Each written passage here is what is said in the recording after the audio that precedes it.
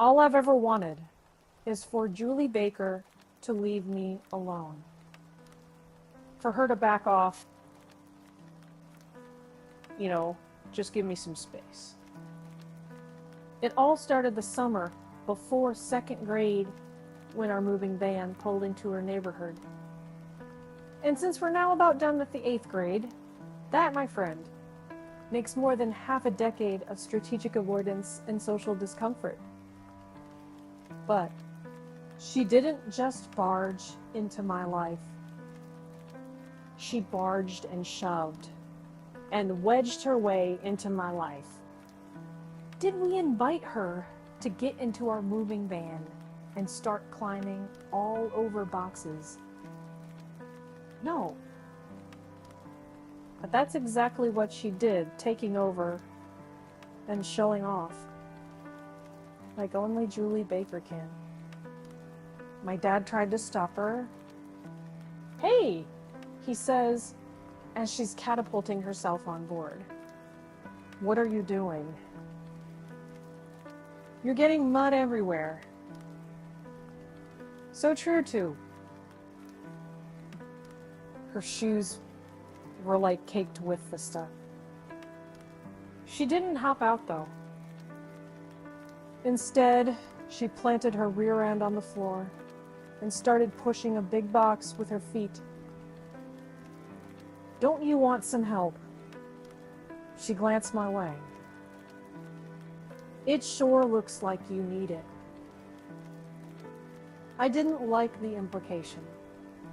And even though my dad had been tossing me the same sort of look all week, I could tell. He didn't like this girl either. "Hey, don't do that," he warned her. "There are some really valuable things in that box." "Oh, you want to see if you see. You are? If you are? Well, how about this one?" She scoots over to a box labeled Lennox and looks my way again. "You should push it together." "No, no, no," my dad says, then pulls her up by the arm. "Why don't you run along home? Your mother's probably wondering where you are."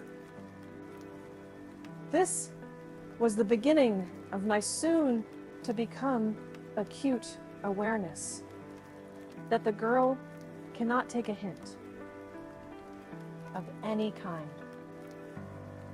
Does she zip on home like a kid should when they've been invited to leave? No.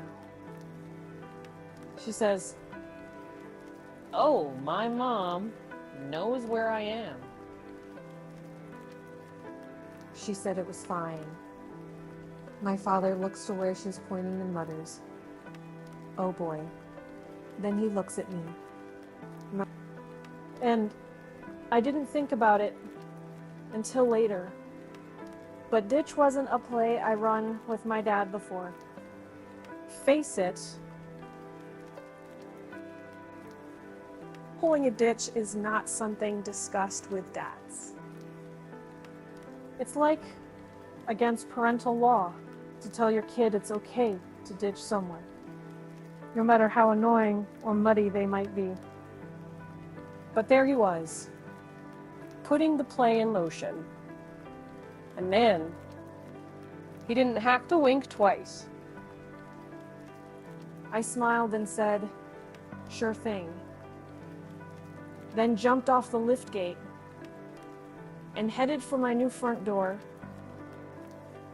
I heard her coming after me, but I couldn't believe it. Maybe it just sounded like she was chasing me. Maybe she was really going the other way. But before I got up the nerve to look, she blasted right past me, grabbing my arm and yanking me along. So this was too much. I planted myself and was about to tell her to get lost when the weirdest thing happened. I was making this big windmill, motion to break away from her. But somehow on the downswing, my hand wound up tangling into hers. I couldn't believe it. And there I was, holding the mud monkey's hand.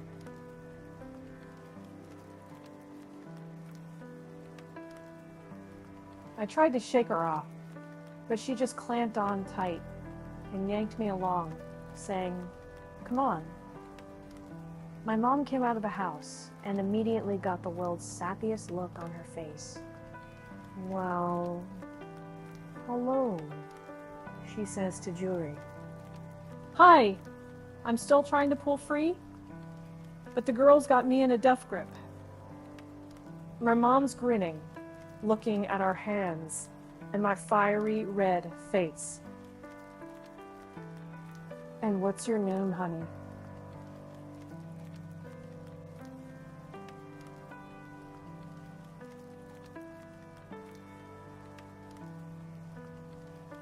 "I live right over there," she says, pointing with her unoccupied hand. "Well, I see you've met my son," she says, still grinning away. "Uh-huh. Finally, I break free and do the only manly thing available when you're 7 years old. I died behind my mother." Mom puts her arm around me and says, "Bryce, honey, why don't you show Juliana around the house?" I flash her help and warning signals with every part of my body, but she's not receiving.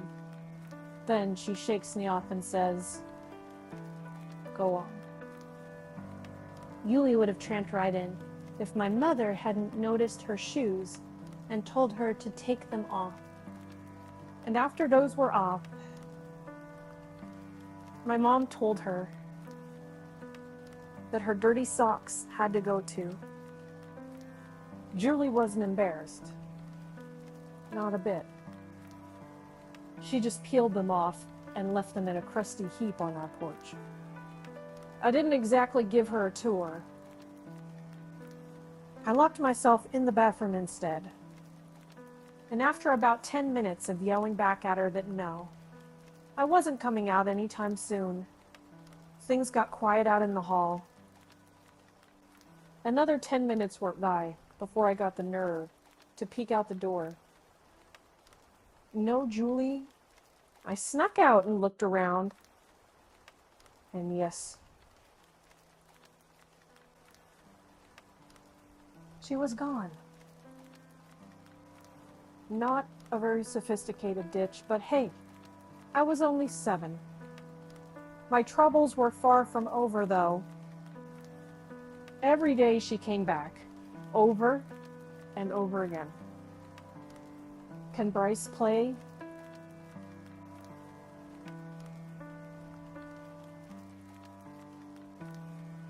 I could hear her asking from my hiding place behind the couch. Is he ready yet? One time, she even cut across the yard and looked through my window. I spotted her in the nick of time and dove under my bed. But man, that right there tells you something about Juli Baker. He's got no concept of personal space. No respect for privacy. The world is her playground. And watch out below, Juli's on the slide. Lucky for me, my dad was willing to run block. And he did it over and over again. He told her I was busy, or sleeping, or just plain gone. He was a lifesaver. My sister, on the other hand, tried to sabotage me any chance she got. When it is like that. She's 4 years older than me, and buddy, I've learned from watching her how not to run your life. She's got antagonize written all over her, Just look at her. Not cross-eyed or with your tongue sticking out or anything. Just look at her, and you've started an argument. I used to knock down, drag out with her, but it's just not worth it. Girls don't fight fair. They pull your hair and gouge you and pinch you. Then they run off gasping to mommy when you try and defend yourself with a fist. Then you get locked into timeout. And for what? No, my friend, the secret is don't snap at the bait. You let it dangle. Swim around it. Laugh it off.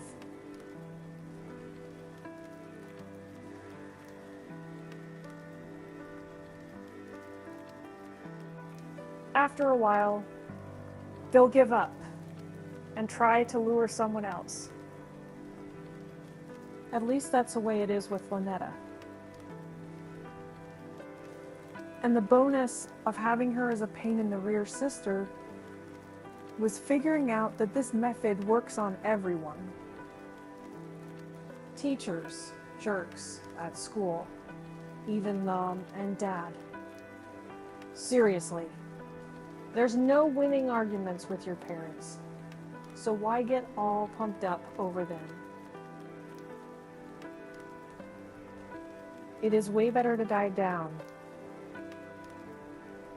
Get out of the way than it is to get clobbered by some parental tidal wave. And the funny thing is, Lynetta's still clueless when it comes to dealing with mom and dad. She goes straight into thrash mode and is too busy drowning in the argument to take a deep breath and dive for calmer water. And she thinks I'm stupid.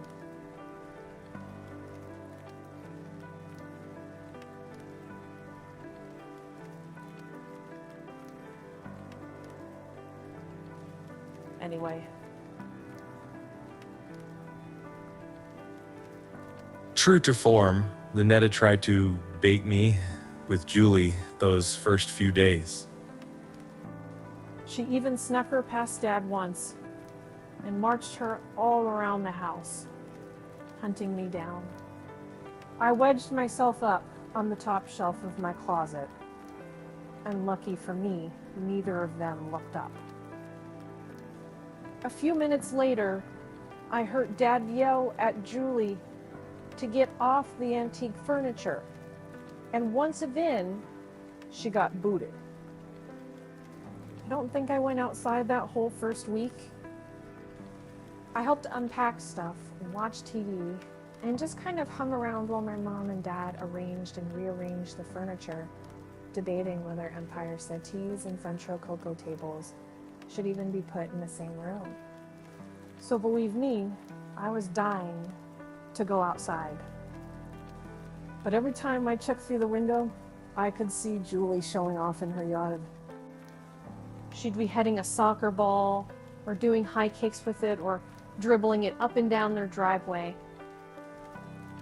And when she wasn't busy showing off, she'd just sit on the curb with the ball between her feet, staring at our house.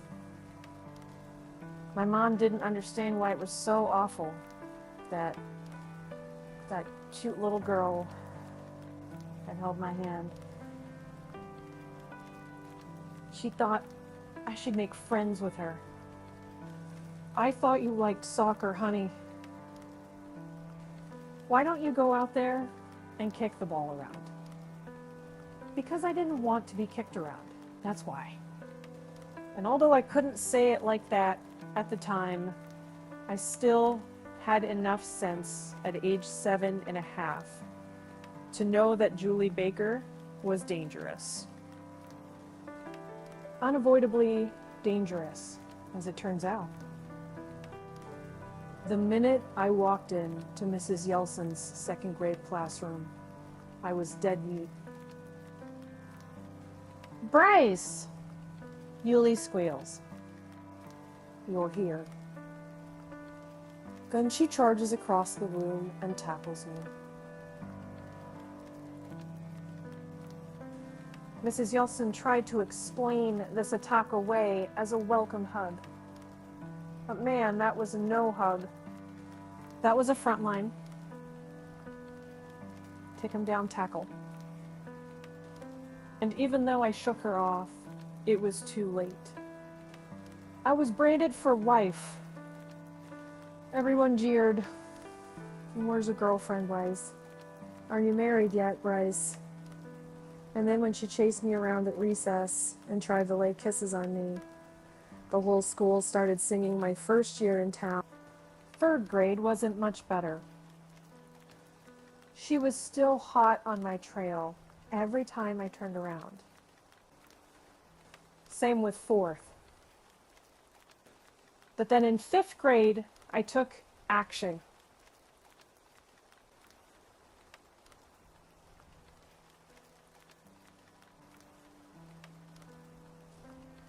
It started out slow. One of those, nah, that's not right ideas you get and forget. But the more I played with the idea, the more I fought. What better way to ward Juli off? What better way to say to her, Juli, you are not my type? And so, my friend, I hatched the plan. I asked Shelley Stalls out. To fully appreciate the brilliance of this, you have to understand that Juli hates Shelley Stalls. She always has, though it beats me why. Shelley's nice, and she's friendly, and she's got a lot of hair. Shelley, what's not to like? But Juli hated her. And I was going to make this little gin of knowledge the solution to my problem. What I was thinking was that Shelley would eat lunch at our table and maybe walk around a little with me. That way, anytime Juli was around, all I'd have to do was hang a little closer to Shelley, and things would just naturally take care of themselves. What happened, though, is that Shelley took things way too seriously. She went around telling everybody, including Juli, that we were in love. In no time, Juli and Shelley got into some kind of catfight. And while Shelley was recovering from that, my supposed friend Garrett, who had been totally behind this plan, told her what I was up to. He's always denied it, but I've since learned that his code of honor is easily corrupted by weepy females.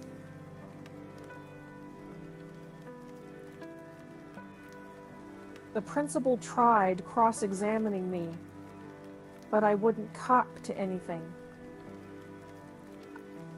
I just kept telling her that I was sorry, and that I really didn't understand what had happened. Finally, she let me go. Shelley cried for days and followed me around school, sniffling and making me feel like a real jerk, which was even worse than having Juli as a shadow. Everything blew over at the 1 week mark, though, when Shelley officially dumped me and started going out with Kyle Larson. Then Juli started up with the goo-goo eyes again, and I was back to square one. Now, in 6th grade, things changed. Though whether they improved is hard to say. I don't remember Juli actually chasing me in the 6th grade. But I do remember her sniffing me. Yes, my friend, I said sniffing. And you can blame that on our teacher, Mr. Mertens.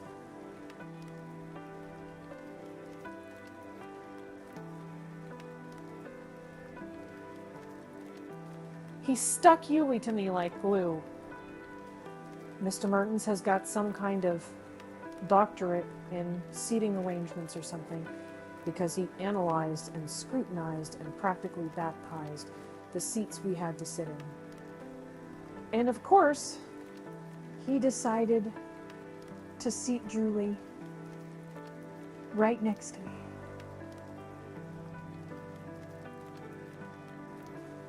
Juli Baker is the kind of annoying person who makes a point of letting me know she's smart. Her hand is the first one up. Her answers are usually complete dissertations. Her projects are always turned in early and used as weapons against the rest of the class. Teachers always have to hold her project up and say, "This is what I'm looking for, class." This is an example of A+ work. Add all the extra credit she does to an already perfect score, and I swear she's never gotten less than 120% in any subject. But after Mr. Mertens stuck Juli right next to me, her annoying knowledge of all subjects far and wide came in handy. See, suddenly Juli's perfect answers, written in perfect cursive, were right across the aisle, just an eye shot away. You wouldn't believe the number of answers I snagged from her. I started getting A's and B's on everything. It was great. But then Mr. Mertens pulled the shift. He had some new idea for optimizing positional latitude and longitude. And when the dust finally settled, I was sitting right in front of Juli Baker. This is where the sniffing comes in. That maniac started leaning forward and sniffing my hair.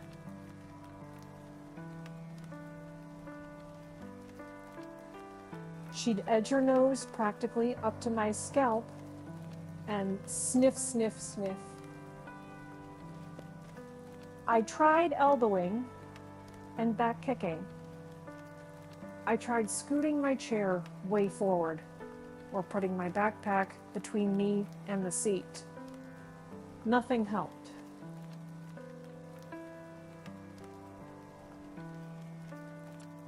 He just scoot up too, or lean over a little farther and sniff, sniff, sniff. I finally asked Mr. Mertens to move me, but he wouldn't do it. Something about not wanting to disturb the delicate balance of educational energies. Whatever. I was stuck with her sniffing. And since I couldn't see her perfectly penned answers anymore, my grades took a dive. And especially in spelling.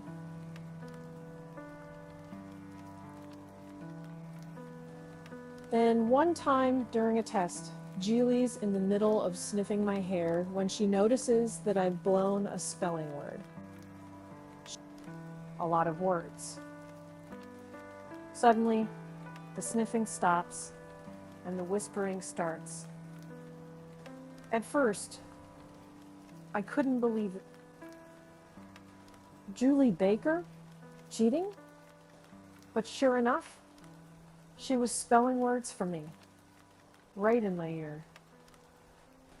Juli had always been sly about sniffing, which really bugged me because no one ever noticed her doing it. But she was just as sly about giving me answers, which was okay by me. The bad thing about it was that I started counting on her spelling in my ear. I mean, why study when you don't have to, right? But after a while, taking all those answers made me feel sort of indebted to her. How can you tell someone to bug off or quit sniffing you when you owe them? It's, wrong.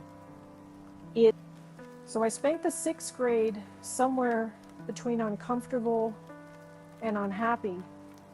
But I kept thinking that next year, things would be different. We'd be in junior high, a big school in different classes. It would be a world with too many people to worry about ever seeing Julie Baker again. It was finally gonna be over.